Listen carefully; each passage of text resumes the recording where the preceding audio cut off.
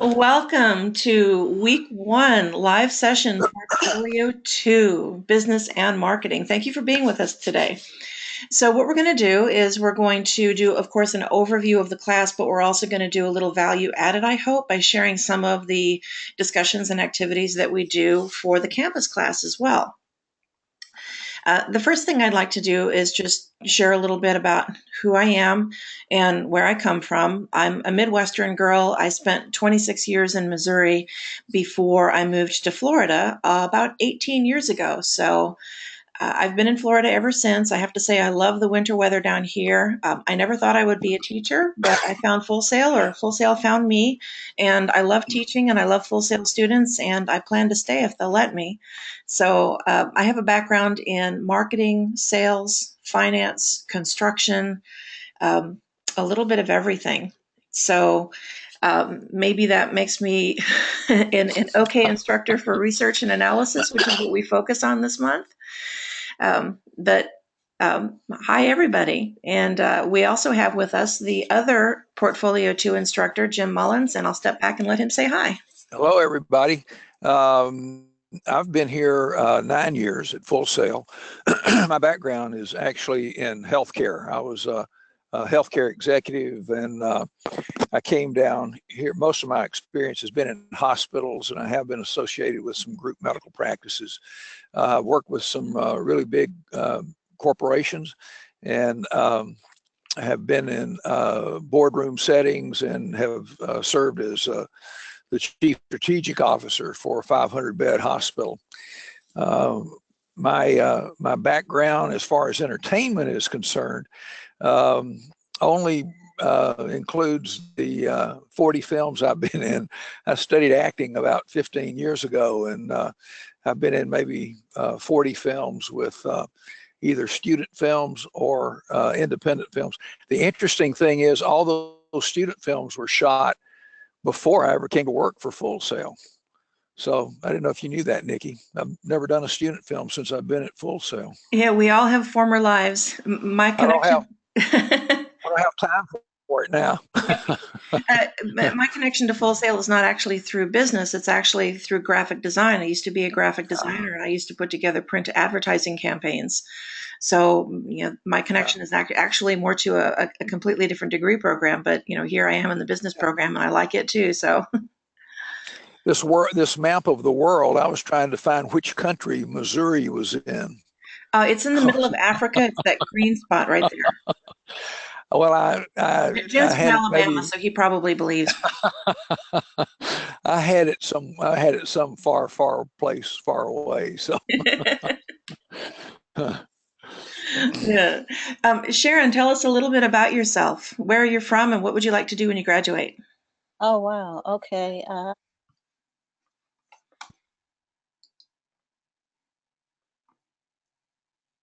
Whoops.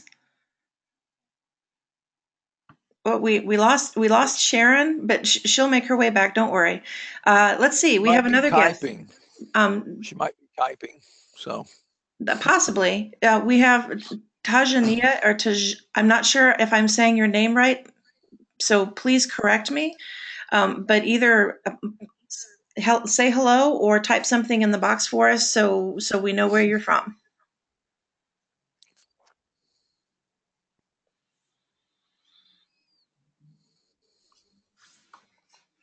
Oh, Sharon's muted.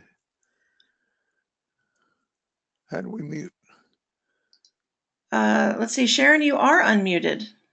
Yeah.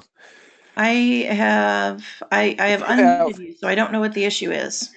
Sharon, if you have headphones on and you happen to be leaning against that cable that goes from your headphones to your computer, you may have pushed that little button that controls volume. And if you do, it's blinking, that means you've muted yourself. So if you click there we go. There you go. There you go. Hello, that's what happened. Yeah. Thank you, Jim. Do you know, Sharon, to make you feel better, let me tell you why I know that. Because I have done that. Yes.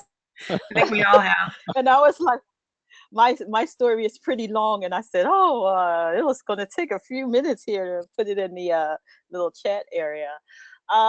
Well, I had a little dramatic situation yesterday because my uncle passed away in a funeral and everything like that. Today, Sorry to hear that. I'm much stronger because I knew he was passing, and I was really blessed to see him before he passed. Yeah. So definitely. So I am here today, rocking and rolling. But as far as myself, career-wise, thank you for that, Jim. Definitely. I actually been in the entertainment industry for over 20 plus years. I started as a drummer. I had my own rock band. We toured around the whole planet. Uh, from there, I went into films for a while. I'm inducted into the Hall of Fame. Wow. Lived in Hollywood for so many years. I'm originally from Philadelphia, Pennsylvania, and I returned back to Philly because I started my own entertainment media company. And actually, it's going very well. I've been having a lot of celebrities host on my shows and appearing on my shows. And a matter of fact, I'm having one of our Full Sail students uh, actually Andrew, I think it's the gentleman who's from New York who makes the special drinks that we were talking about a couple of months ago. Well, I'm having him on the show around December. Yes, Andrew. I'm sorry. What conversations are you having with Jim about alcohol? I'm trying to remember that, but I do vaguely remember. He's like, Excuse don't talk me, about it now. excuse me a moment. I've got to look down. I've got to look in the bottom drawer of my desk. I have a brown sack down here. I'll make sure I send a copy of this to our program manager. Yeah.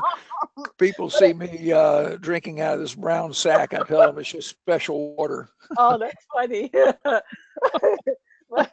We were talking about drinks and actually different cities that have great drinks and I guess foods. And Philadelphia has the amazing cheesesteaks. So it was like just Absolutely. funny different things that we were talking about. But yeah, so for myself, I've just been in the entertainment for over 20 plus years. The world knows me as the female who was managed by Tupac Shakur, which I was. And now I was the first female rap artist who was signed under Ichiban Records many years ago in the 90s.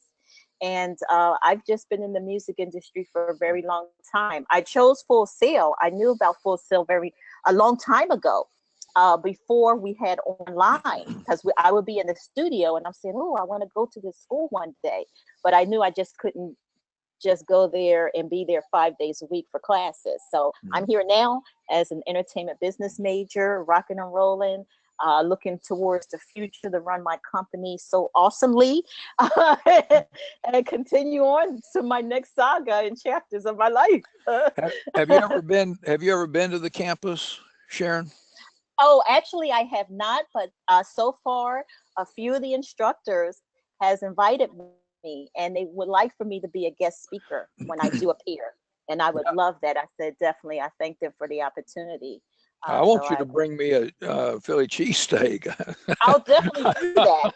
I'll try to figure that out. That's fine. That's fine if you want to come and speak, but I mean, let's get serious here. You better make sure You know, you bring the cheesesteak. it's if they don't let me eat in the auditorium, I'll just have to watch you virtually while I'm eating. Yeah, exactly. You know? And I'll try to make sure I get there really quick because I make sure that steak is really good for you. I don't want it where it's like, it doesn't taste a little, what's going on here? I thought you guys said you had the best cheesesteaks. This sounds tastes so good. Yeah. If you try to preserve it, then you've ruined it. I know, exactly. Sharon, don't worry about it. Jim will be happy with anything that you bring him that's in a brown paper bag. Yeah, anything I can eat or drink, I guess. I'll let Andrew the drink part. Well, good. It's a pleasure to have you here, and we hope that we see you in person very soon. Definitely. Thank you so much. Definitely. I would love, I'll be so excited when I'm over there. Definitely. All right. We have another guest with us. Tajania, I apologize if I've butchered your name, but please unmute yourself and introduce yourself and tell us a little bit more. Where are you from and what would you like to do when you graduate?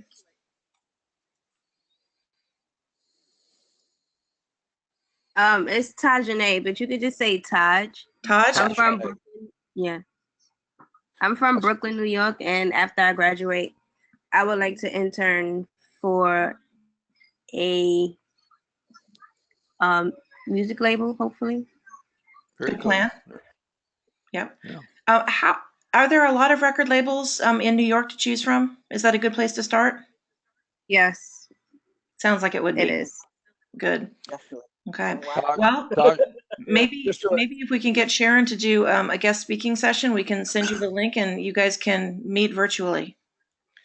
and Taj, sounds just good. for your, And Taj, I get my hair done next month, so I'd rather wait until I get my hair done. okay. Wait a minute, that's important to me.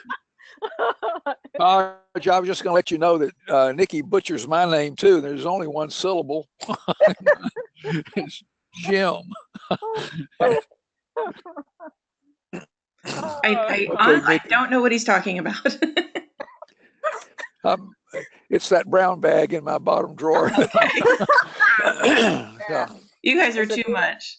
All right, it's a well, good welcome tr- everybody. We have 7 portfolios in the business program, and that's true whether you're an entertainment business student, a sports marketing student, or a music business student, or even an internet marketing student. So what we do with these portfolios is it's a place for you to use skills and concepts that you've learned in recent classes, and we blend them all together and use them to create something really cool that demonstrates your skills and that we hope that you'll be proud of and want to display on your digital portfolio. So your asset or your deliverable at the end of this month for Portfolio 2 will be a market analysis report. And we provide a standard business format type report, and it's really generic and it works really well, and it's something that you can reuse in the future because it has all the parts of a standard business report. So how about that? Great. The way the class rolls out is really, really simple. We just talk about the reasons we analyze in week 1. We talk about some analysis tools that you can use in week 2, such as the steeple and SWOT, and we'll explain those in a little more depth in a moment.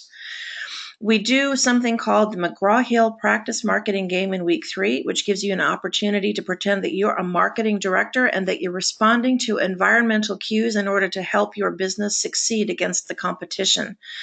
It's a virtual immersive game, but it's also very responsive, and so it changes and it's different every time someone plays it. And you'll have an opportunity to play for many quarters and make a whole lot of money. So we hope that you enjoy it. And it also draws on introduction to marketing concepts such as the 4 Ps: product, price, place, and promotion. So we kind of build these things one after the other. Finally, in week 4, we concentrate on that market analysis report, so you have a really cool deliverable to show everybody on your digital portfolio. So what I'd like to do now, Jim and I both, would be to hear from you guys as to why you think it might be important. Why would someone want to be able to research and analyze a company in a business environment? What do you think? Well, I'll say for myself, definitely the competition. Always knowing the competition out there. Yes. Definitely. I'm not saying follow exactly what they're doing, but think out of the box of something that they're not doing, to always stay ahead of the game for your company. That's how I would look at things. Very good reason. Taj, what do you think? What's another good reason that you would want to research and analyze a company? Yours or someone else's?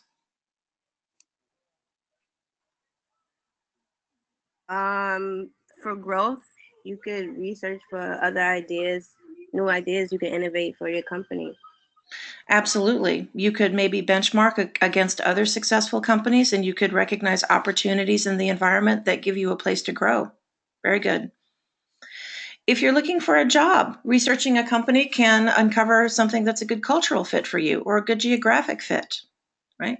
Or where jobs exist that are in a growth industry.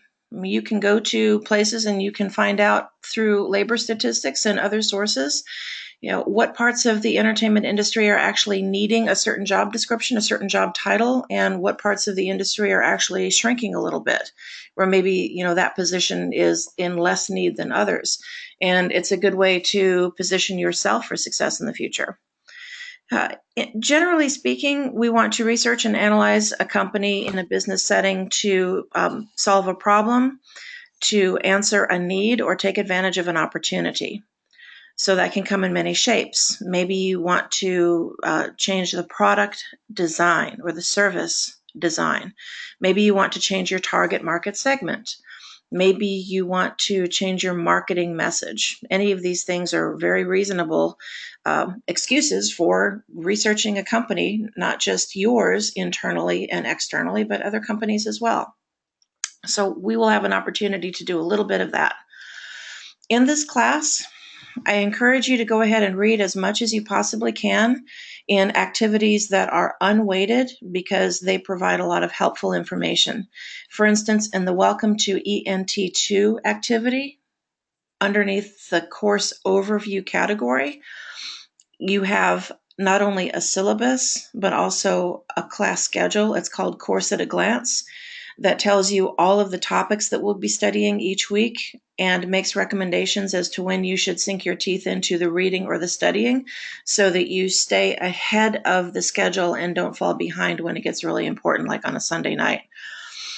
I don't know about you, but I've been in graduate school before, and I've looked at the clock at 11:54 and panicked and looked at that spinning wheel of death, trying to get my work to load and wondering if it's going to get in on time. Me too. Yeah, we want to avoid that at all costs. So I try to, at the beginning of each week, set it up so that you have something to orient you for what we're studying that week. It's called Read, Listen, and View, and there's one for each of the 4 weeks. The quizzes that we take, there are one for each chapter. We're only asking you to read 4 chapters. In week 1, you read chapter 1, and then you take a quiz on chapter 1. In week 2, you read chapter 2 and you take a quiz on chapter 2. So really what we've done is we've tried to set up this course as simply as possible because we know it moves by really, really fast. I mean, 4 weeks, you're done. That's a whole semester. So we've tried to simplify it, and we've tried to really simplify the due dates for you as well. If you don't already have your messages, your school email pushed through to your phone, if there's a way for you to set that up, I strongly encourage you to do that. That way, even if you forget to log in to check your messages, they're still pushed through to something that you keep on your desk or in your purse all the time. So you'll get the necessary messages. A case in point, if you've uploaded the wrong file and it's not deadline yet, we could have a chance to reach out to you and say, hey, this is the wrong file. Make sure you upload the right one. And, we can save you some stress and some panic that way. Just as an example. Let's see. So moving right along, what we do in week 1 is we get started on some initial company research. You get to choose the division or brand that you want to research. And what we do in each week that you have research due is we provide a template for you so that you're not left guessing what information we're looking for. You just follow what's on the template. And we also recommend that you choose a brand or a division that has a publicly traded parent company. And the reason we do this is so that you have access to financials. We have some very simple financial questions that we're going to show you in a minute that we would like for you to be able to understand and answer.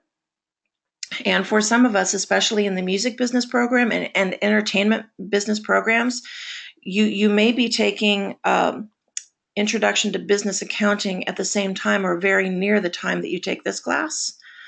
And if so, it kind of helps you, learn about accounting and learn about financial statements kind of in conjunction, right? So here are some examples of what you can choose. You don't have to choose these, but these are really good examples of what works very, very well. As an example, if you're a sports fanatic and you really love the New York Knicks, I don't know, Taj, you might be a Nets fan, don't know, but Not at all. Okay. But anyway, if you like the Knicks, that's a great choice because their parent company is the Madison Square Garden Company. That's a publicly traded company. So you can go on to a website like yahoo.com finance and you can find out what their stock price is right now. You can find out what their net income was last year. You can find out how much debt they have, all kinds of really revealing information that will show you the general health of the parent company. Another example would be Sony. You know, it's a Japanese company and they are publicly traded. You can find that information really easily. And Epic is a record label that belongs to Sony. So if you are into music and you wanted to explore the Epic record label and do research on it, that would be a great choice. Polo is a subsidiary of the Ralph Lauren Company. Ralph Lauren is publicly traded.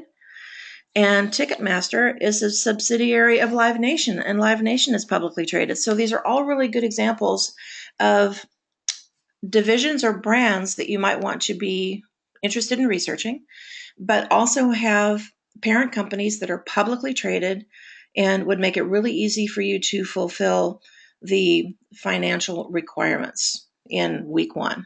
Okay.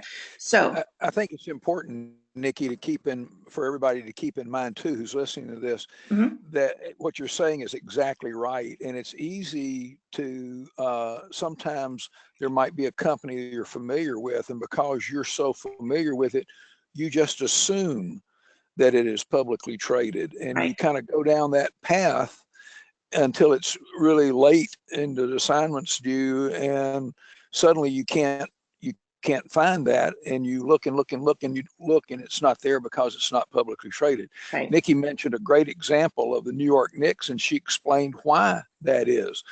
And I'm not sure, but I think the Knicks are the only NBA team that falls into that category. Every other team, I think, is owned by a individual. That is we true. often hear about the owner of football teams. The only one NFL team, the football team, that I know that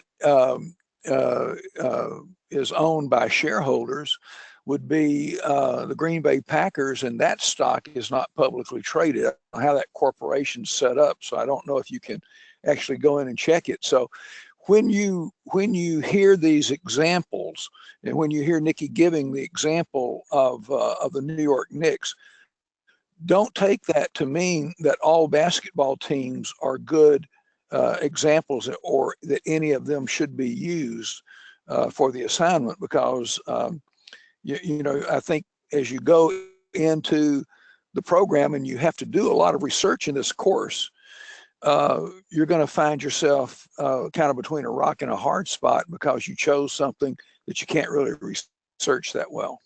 Correct. So you just have to go and look for it and make sure if it issues stock on the New York Stock Exchange, it's a publicly traded company. Correct. Now, if you like baseball, the Toronto Blue Jays are also publicly traded. They belong to Rogers Communications, which is publicly traded. So yay! But all baseball teams are not publicly traded. That's true. We've attached. Yeah, go ahead. You think you could get all the publicly traded sports companies in one city? Not that lucky. No. I forgot what I was going to say. Oh, well, it must not have been very important. So Toronto Blue Jays. Toronto Blue Jays.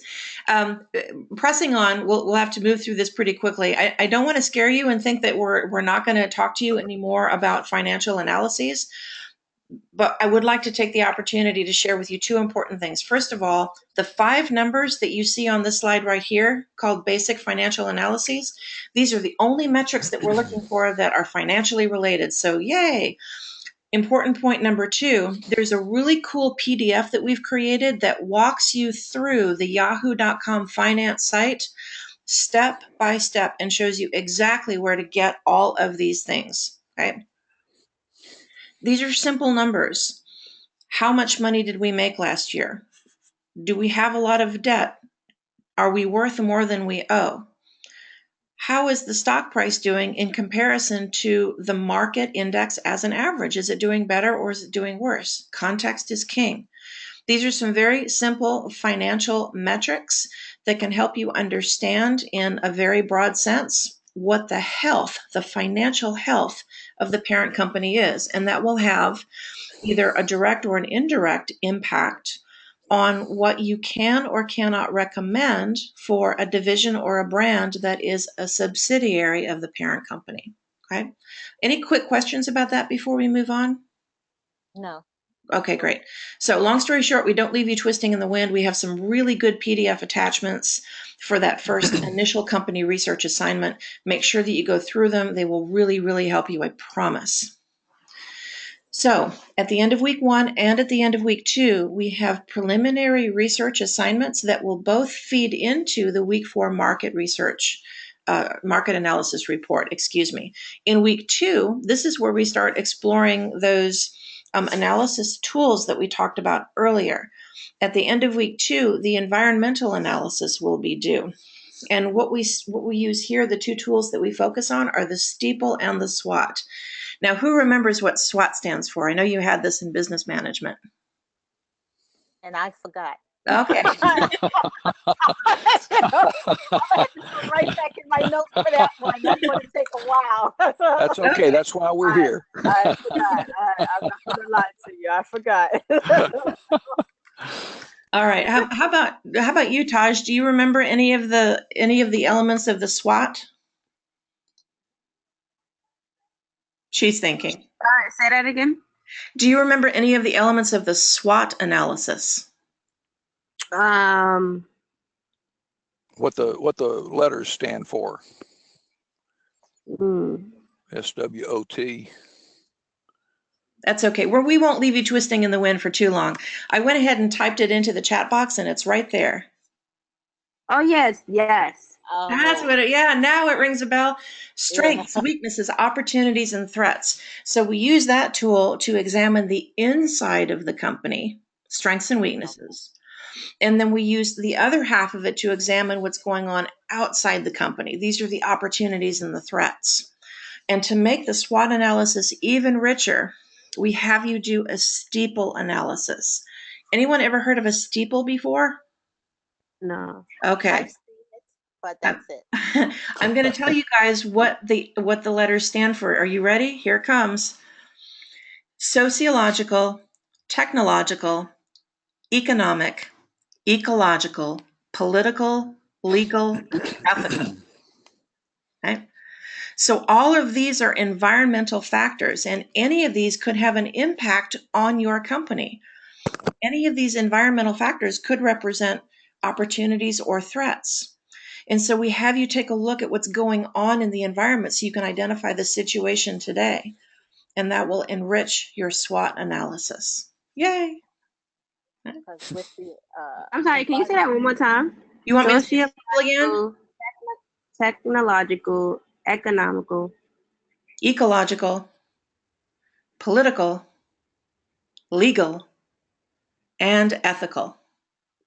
Thank you. My pleasure. Yeah. There'll be a quiz at the end of this program. She's joking. I would get the political and the legal. That was pretty much it. And the environment. Like those three. So that's what we do, and that's the environmental analysis that we do. That's at the end of week 2, and our whole purpose in doing that is to help you understand how important it is to explore the whole environment, so that we get a holistic picture of what's going on in the world and that could impact the company. It's really hard to make a decision in a vacuum, so we need to do holistic research before we make any recommendations to the directors or the vice presidents. Now, here's something that we do in the classroom. We think about things in the environment that are volatile or uncertain or complex or ambiguous, and that really gets our thinking caps on, and it gets us oriented toward all of these things that could be technological or could be legal or could be ethical, right? As an example, the stock market can be very volatile. A product design that we roll out, even after testing it, its success could be uncertain. Sharon, as someone who has worked in the music industry, you know how complex relationships can be and how complex contract negotiations can be. Exactly. It changes a lot. Yeah. Mm-hmm. And there are many situations that are ambiguous. I mean, what if you choose to release 3 solid players? We're talking about the New York Knicks again, to create salary cap room for a very expensive, very famous marquee player who's somewhat untested. There's an ambiguous situation because you're really not sure what it means. You're kind of waiting to find out. Did we do something good? Did we do something bad? It almost depends on who you're talking to. Right? So, what examples can you think of? Let's just go with the music industry, since we have someone from the music industry and since we have someone who wants to work at a label. What can you think of related to that industry that might be volatile, that might be uncertain, that might be complex, or might be ambiguous? A record deal. Okay. It can be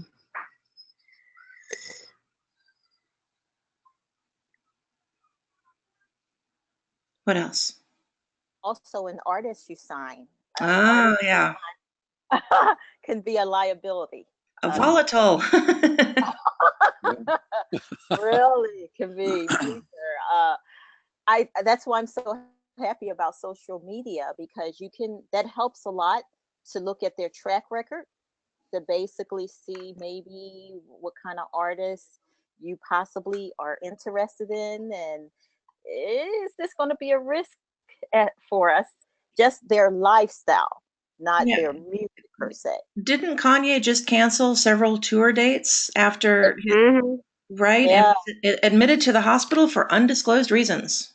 exactly. And now Mhm. he's trying to sue the insurance company. I saw that. Yeah. He's suing. I didn't see that. He's suing. Yeah. Doing title for $3 million. He's trying. 10 million. Yeah, Like 10 million. he's suing it's some sort of Lloyd's of London offshoot Yeah. for $10 Yeah. million. They're trying not to pay out his losses on his concert because they're trying to claim it wasn't like an injury, like an illness or an injury. Right, exactly. He the one who was venting. I mean, really. I mean, keeping it real, he was venting. And that particular insurance company, I assume, I could be wrong, Jim, on this one, but that's the only insurance company that actually picks up entertainers as far as insurance. They're the only insurance company because they feel in the industry of entertainment, it's more of a risk per se, because a lot of entertainers we're free spirit people, so they're like, well, you're out there bungee jumping for a living, and you want this insurance, and yeah, so that, and he's with the same insurance company I'm with. So I found out from my insurance agent that that's the only insurance company that really picks up clients of the entertainment industry. Right. Is that Lloyd's of London? Exactly. Yes. Okay. Mm-hmm. It's a division of Lloyd's. They've got their own name. I can't remember what it is. Okay. It's some silly, honestly, it's some silly name like Very Good Insurance or something. Huh. I can't remember what it is, but nonetheless, a great example of how about one of the legal things in that steeple in the L area? And the insurance company is asking for a jury trial. Yeah. So if you're looking at Kanye as a product and you're doing research on him, because an artist and their repertoire can certainly be a product, that would be, something that you'd want to note. That's not something you would want to ignore. No. Yeah. So that's what we do. We do an environmental analysis in week 2. In week 3, we move on to the practice marketing game. And the homepage of the game looks like this. And you can see, if you follow my cursor, that you have to choose a buyer, right? It might be school children, or it might be university students, or it might be the outdoorsy guy here. But you have to design a backpack for them. And then you have to decide on a price. And then you have to decide where you're going to distribute your product. And then you have to decide on a media message, and you have to decide what channels you're going to use, like newspaper or print or billboard or internet, to advertise. Okay. And then you see all these blue pods over here. These are going to populate with all your competitors as soon as you take a turn, and they're going to be paying attention to you. So you have to pay attention to them. So this is really fun when you get to pretend that you're the marketing director and you get to look at all of the clues that are thrown at you. And don't worry, there's going to be lots of pop-ups that show you how everyone has responded to your decisions, both your buyers over here and your competitors. And so every turn that you take, which represents another quarter going forward, you're going to have to take into account how everyone has responded to your choices, right? Just like a real marketing director would. It's almost like a virtual internship. This is an example of a panel that you'll get when you play the game, and that will show you how much you sold, total number of sales, right? How much the goods cost you, what your profit was, and what your bank balance is after that quarter. Okay. Anybody have any questions about this game and how it fits into our business and marketing bent for the month? No, not at this time for myself anyway. Here is something else that we do in the campus class. We do something called the raft exercise. And what this does is it helps us get out of the mindset that we are students and we're delivering homework to a teacher. Because really what we're doing in this class is we are analysts and we are delivering recommendations to our client or our boss. And we want you to think that way. In fact, in every class where you do a report or a project, we want you to think about, for whom would you really be doing this? For money, for pay in the real world. And think about it as a deliverable rather than a homework assignment. So what we talk about is be clear on what your role is. In this class, it's an analyst. Be clear on who your audience is. In this class, it's your client or your boss. Be clear on what your format is. In this class, in the real world, that would be decided between you and the client. Maybe they would want a live presentation. Maybe they would want a written presentation. Maybe they would just want you to upload it onto their company intranet to be able to read it at their leisure. There are a number of ways that you can deliver the results of your analysis. And then finally, be very clear on what the topic was. What need was to be addressed, what problem was to be solved, or what opportunity were you to take advantage of with your recommendations for the client. Right? So this is just a little fun thing that we have in class. We make them draw out of an envelope a random role, like an endangered owl or a blind person or a knight in shining armor, and they have to write something from that perspective, and then the rest of the class has to guess who they are.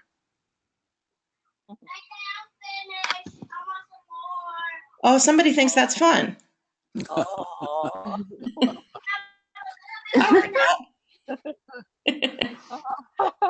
Yeah. So anyway, lesson being, don't always think of yourself as a student. Don't always think of your teacher as just the person you give your homework to. Try and think of yourself as the professional, and especially for those of us who've already been in the working world, it's not much of a leap.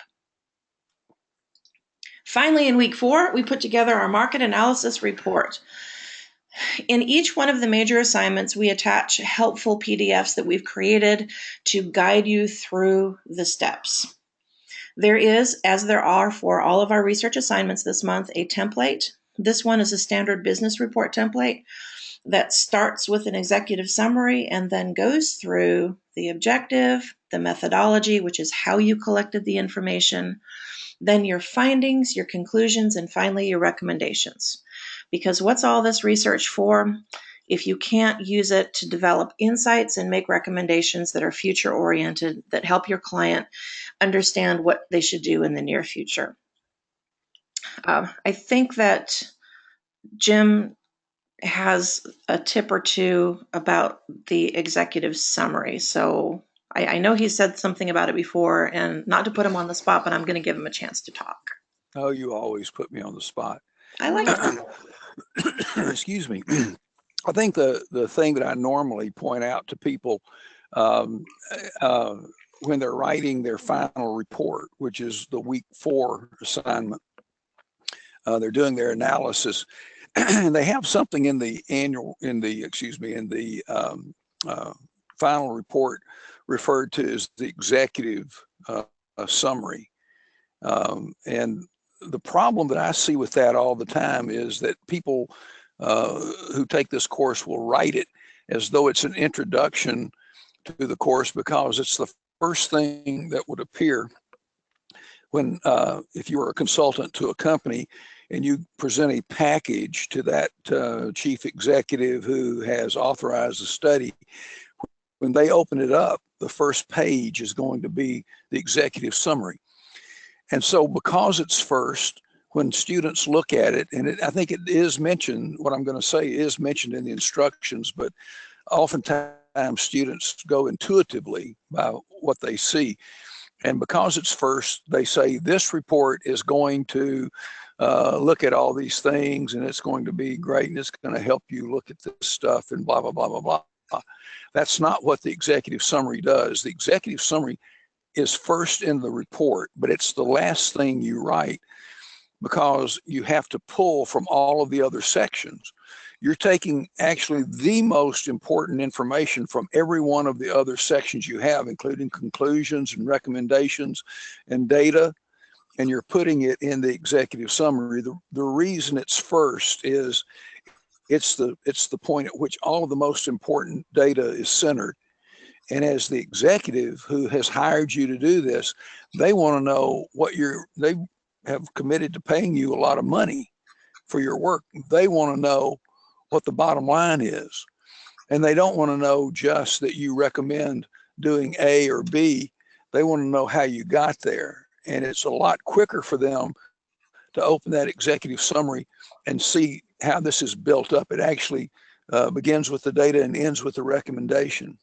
It will actually begin with a statement of usually of what that consultant was hired to do, and they talk about how they did it. Now, it's not a repeat of everything else you did, because when you're talking about how you what methodology you undertook to do your study, you're going into a lot of detail with that. When you're writing that, the executive summary is going to hit the high points of that. It's not going to go into all of the exquisite detail that you go into in the other sections.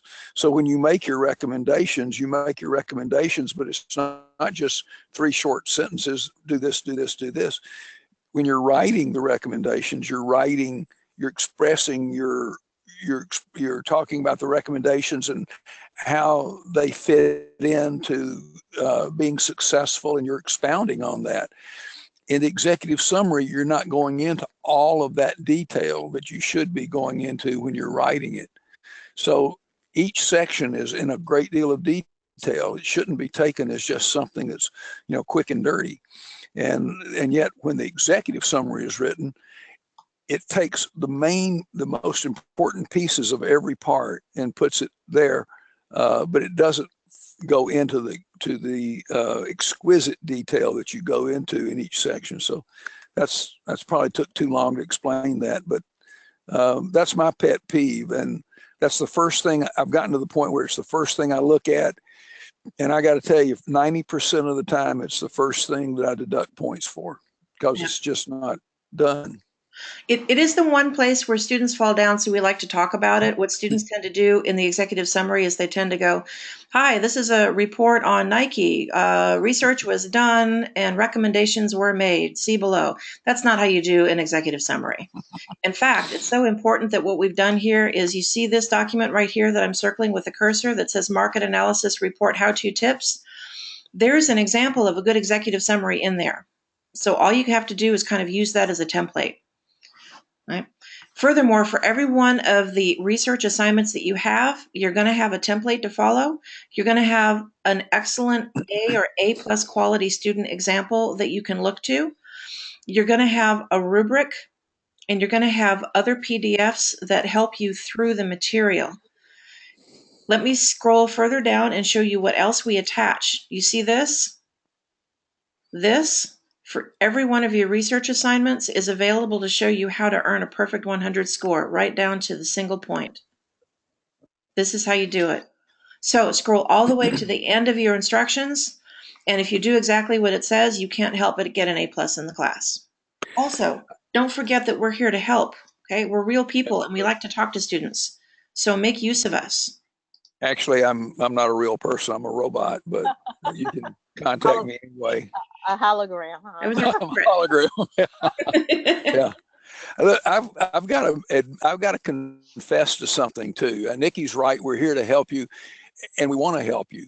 But when it comes to actually grading this, I have to admit to something. I probably there are several courses that I teach at Full Sail, and when I teach Portfolio 2, I grade harder.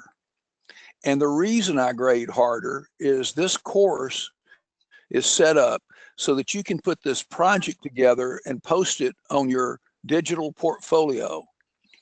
Now, digital portfolio never really goes away.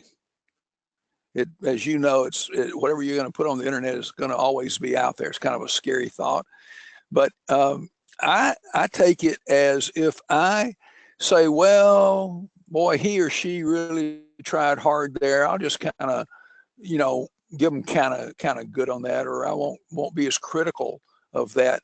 Then that is a signal to the student. Okay, Jim said it was okay, so I'm going to put it on my digital portfolio. I don't want that to happen. I don't. If it's not worth putting on the digital portfolio, I would tell you that in my comments. So I'm probably more strict in this course than I am other courses. The good news is I usually say you need to rework this, or you didn't offer enough detail, or you didn't mention anything about such and such. When people talk about their objective, one of the things I look for is they tell me their objective, then I jump down to their recommendations. And I want to see if their recommendations reflect what the objective was. And a lot of times it does not.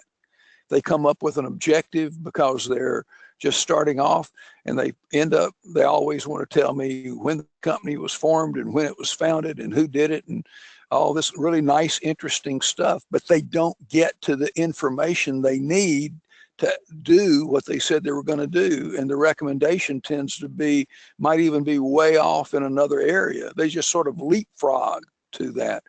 And when that happens, I take off lots of points, or as many points as Nikki's rubric will allow me to, with the understanding that if you will correct this, if you will make these corrections to this, you could still put it on your digital portfolio. And you can still do that. But I don't want you to put something up there because,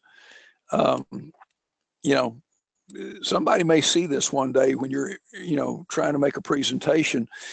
Even if you own your own business, you have a digital portfolio, you can show work you've actually done in your company for other companies. And if you have a project at Full Sail that is really, really well done, you can point to that and say, this is not a real client, but this is an example of the kind of work that I do. Right. Yeah. And that's worth money. Mm-hmm. And I that's a will do money the shot. same thing. When I grade the week 4 market analysis report, I will tell you what you need to do to perfect it so that it's good enough quality to put on your digital portfolio. And if it's not ready, I'll say it's not ready, and I'll invite you to contact me so that we can go over it and make it ready. Okay. Now, don't get scared, because here's the truth, and that is that people who show up for the live sessions to actually meet and talk to the professors tend to do better than the students who don't. So you probably are already a step ahead of your peers. So feel good about that, but understand that it's tough love, and it's only because we want you to be your best. You're not scared, right? No. Okay, good. I You're might not drive. scared, right? Don't be scared. Nikki does. I'm a big girl. Okay.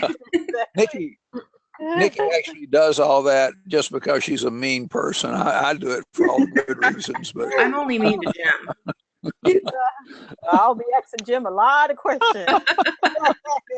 There's a Sharon Johnson again. All right, you guys. For her. What questions do you have right now? Anything that was floating around in your head while we were talking incessantly? Yes. Sorry. No, go ahead. I was trying to find a company that I'm interested in to find out if it's publicly shared, but I'm not finding. I was looking up Def Jam. It has a parent company, but I'm not sure if it's. I believe Def Jam is under Universal Music Group. Yeah, it is. Yeah, and their parent is it Vivendi? You can do a quick Google search and find out. But if UMG's parent company is Vivendi, that's the one that's publicly traded, and that's where you'll get your financials from Vivendi. Yeah, that. Oh yeah, you're right. You're Okay, right. yay, success. Yeah, when Nikki, just for anybody listening to this archive, when Nikki talks about publicly traded, sometimes there are subsidiaries of companies or divisions of companies that we know, that we talk about, that we want to do our reports on. And as she just mentioned, you have to sometimes do a Google search and just simply say who owns, XYZ company, to actually find out how the stock is traded. So the stock, if I wanted to know Disney's not traded as Disney. Yeah, it is. It is it? You I mean thought it was. ESPN's not traded as ESPN? Yeah, I'm sorry. Yeah. Yes, I'm sorry. Yeah, I got it backwards. Yeah. ESPN is not traded as ESPN. It's a subsidiary of Disney. Right. Same with ABC News. ABC News is a subsidiary of Disney. Yeah. Exactly. Disney owns everything. Pretty close. Disney owns my house, I think. Yeah. Disney owns most of Florida. That's what I was about to say. Oh, Florida. We live in the house of the mouse. Yeah. Which is so cool. I'd like for him to give me a new car. Let him know I'm bringing a cheesesteak, There you go.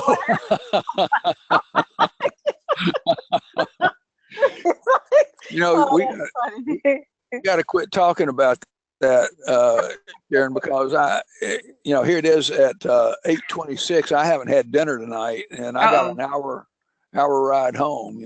Oh wow! Okay. Jim's gonna get punchy. We better wrap this up. Only because I'm hungry. Okay. Any last minute questions we can address before we wrap? I just noticed we have a case study going on for our third week. I noticed in the information. So, yeah.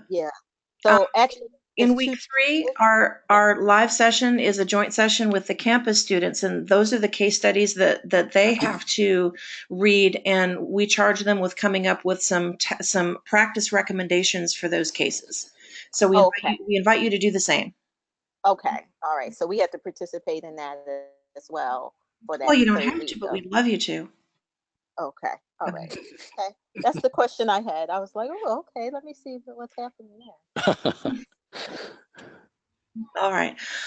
Well, ladies, it was awesome to meet both of you. We can't wait to get to know you better and go over your work, which I'm sure will be exceptional. Yes. In the meantime, if you have any questions, Jim and I we kind of have joint access to these sections this month. It's not really separated section 1, section 2. It's kind of different that way. Long story. But anyone you're comfortable talking to, please just send us a shout out and we'll help you. Okay. I'll go back and forth. 5 for Jim, 5 for you. Yeah. Oh, I don't feel left out. All right. All right, everybody. Thank you so much. We hope you have a wonderful evening, and we'll talk to you soon. All right. You guys take care. Bye, everybody. All right. Good night. Bye. Okay. Good night. All right.